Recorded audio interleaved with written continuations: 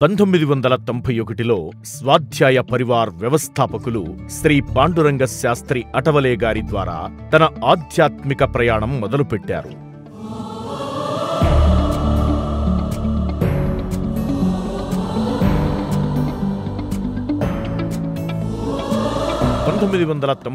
సంవత్సరం జూన్ 16వ తేదీన కర్నూలులో పత్రిజీ మహాశయుని కలిసిన ఆయన పత్రిజీ ఆశయాలకు ప్రభావితం చెంది ఆనాటి నుంచి ధ్యాన ప్రచారంలో తన వంతు సేవలు అందిస్తున్నారు.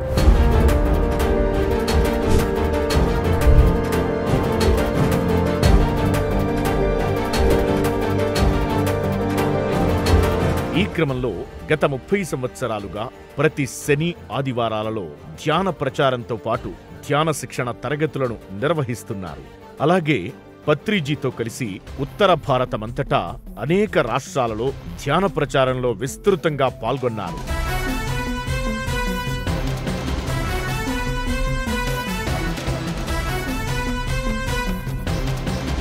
2004లో వీరి అకుంఠిత కృషి గ్రహించి బ్రహ్మర్షి పత్రిజీ గారు ధ్యానరత్న పురస్కారాన్ని అందించారు.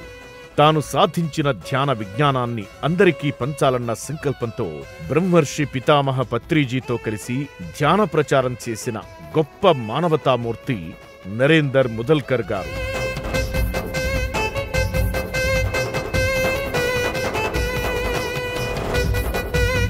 ఆయన ప్రస్తుతం భారతదేశం అంతటా మరియు విదేశాలలో కూడా విస్తృతంగా ధ్యాన ప్రచారం చేస్తున్నారు.